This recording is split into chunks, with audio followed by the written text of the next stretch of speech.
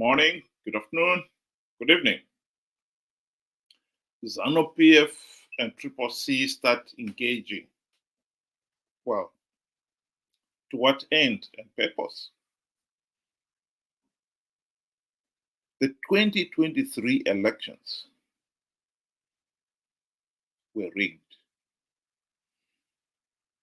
Even SADC and the AU election observers condemned those elections as flawed and illegal. And therefore, then per se, the regime that emerged out of that is illegitimate. So now we have got Zanu PF, an illegitimate Zanu PF regime, engaging in talks with an equally illegitimate opposition. The end result is, of course, an illegitimate coalition or whatever they want to call it.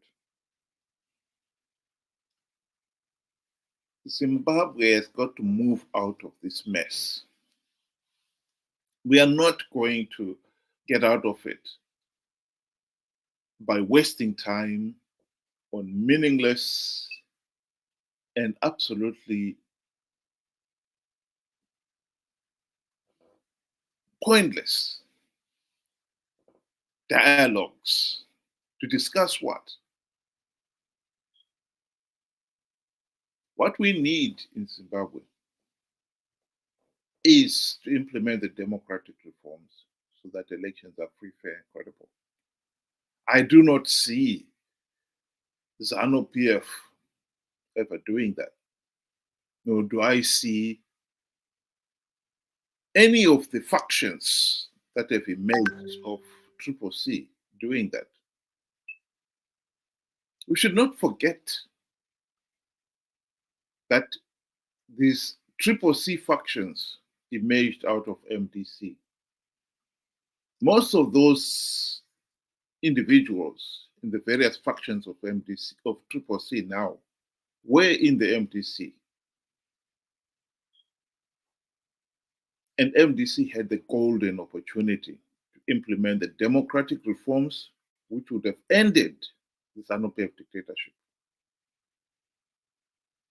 When one of the cronies, Zanu PF cronies, was asked during the GNU why eMDC leaders were not implementing reforms, he was very categorical. Mazivanhu eMDC adzidza anyerere, he boasted. eMDC leaders have learned to enjoy the benefits of the gravy train. They'll never rock the boat. Of course, he was right. eMDC leaders had 5 years during the GNU to implement the democratic reforms, and they failed to implement even one. Why? Mugabe bribed them with the trappings of high office. And as one would say, the rest is history. It is interesting, actually, that the Zanu PF crony was boasting about how the eMDC leaders have learned to enjoy the trappings of high office, and we're not going to do anything about the reforms. He was talking from his own experience. Soon after independence, Mugabe bribed his fellow Zanu PF leaders with the trappings of high office. As Dr. Simbama Koni detailed in one of his interviews with Trevor Ngube, in conversation with Trevor. You can Google it. It's well worth listening to. Mugabe, within a few months of getting into power, surprised his cabinet ministers by giving them Mercedes-Benz to replace the Peugeot 406s that Ian Smith had given his cabinet ministers.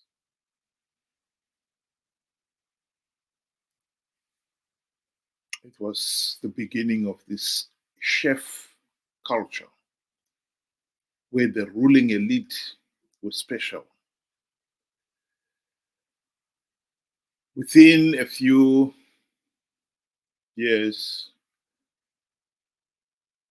the ministers had more than one limousine and generous salaries.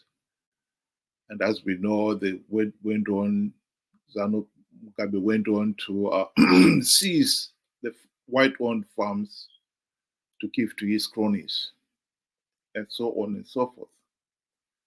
And the culture started permeating in the rest of society. Dr. Simbama in that interview talks of how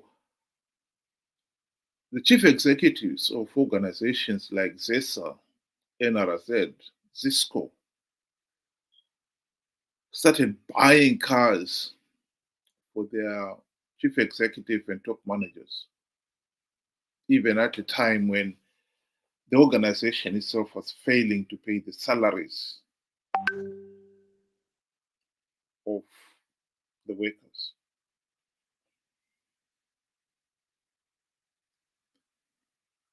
Mugabe knew what he was doing. The Zanu PF cabinet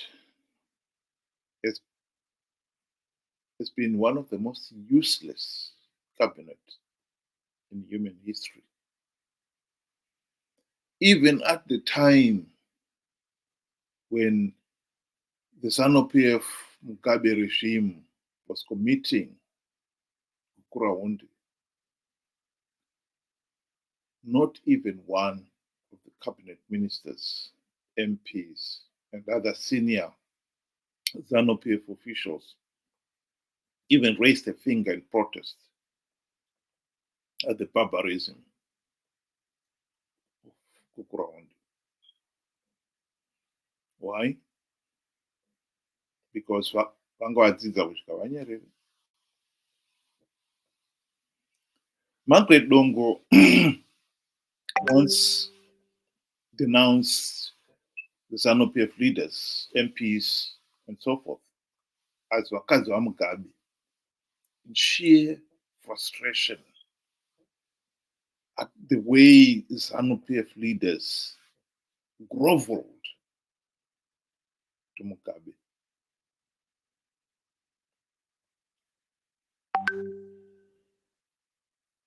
The talks between Zanu PF now and CCC, as I said, it's a waste of time. These two individuals are not going to, or these two parties are not going to produce anything different. The regime is illegitimate now because they failed to hold free, fair, and credible elections. And ironically, SADC, I believe SADC would have done something about it because SADC election observers condemned those election process to 2023 as flawed and illegal. But they could not because CCC participated in those elections, insisted in participating in those elections, giving the process legitimacy. And the same individuals are now talking of having dialogue with Mnangagwa. To do what? If he's tried to give legitimacy to the illegitimate regime, then it's an futility. This is not going to change anything. And I think the people of Zimbabwe must reject it, all this time wasting while we move on towards another election 2028, which if we are going to get there without any meaningful reforms implemented, people should make it abundantly clear that they are not going to participate to give the regime legitimacy, the process legitimacy. But of course, Welshman Nuwe, Tendai Beti, Nelson Chamisa himself, reports say that he's preparing to launch his new party, will participate in those elections to give Zanu PF legitimacy. They'll participate knowing fully well that the process is flawed, knowing fully well that by participating they're giving Zanu PF legitimacy. But they'll participate because they also know that those who participate are rewarded by Zanu PF with a few gravy train seats. We have got to get out of this cycle of the opposition complaining that elections were rigged, and yet resolutely participating in those flawed elections to give Zanu PF legitimacy and get a few seats on the gravy train themselves. Decision must be made that we are not going to participate in flawed elections. These elections are so flawed, so illegal. It really is pointless participating in these flawed elections. That point cannot be denied. How can you participate in an election process that is so flawed that you don't even have a verified voters roll? That the ordinary voters, povo, are frog marched to attend Zanu PF rallies and then frog marched to vote for Zanu PF. The process is so flawed that participating does not make any sense at all.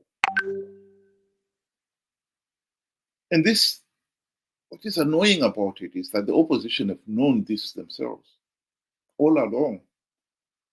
And yet they've continued to participate out of greed.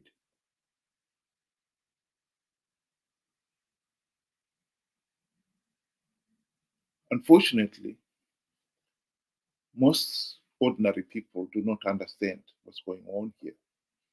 And so the opposition have been able to easily con them into believing the opposition can win rigged elections and therefore then coerce, cajole the opposition supporters into participating in these flawed elections. They have not had the wit to ask afterwards what happened. None of the opposition supporters have asked Chamisa what happened with your promise to plug all the vote rigging loopholes. It's all water off a duck's back. 44 years after independence, and we still cannot hold free, fair, and credible elections. Anyone, any Zimbabwean with even half a brain should be hanging their head in shame. How is it possible that 44 years after independence and we still cannot hold free, fair, and credible elections?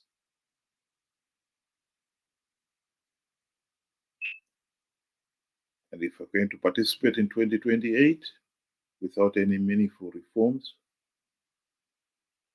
it will be 48 years after independence, and we still can't hold free, fair, and credible elections in this day and age.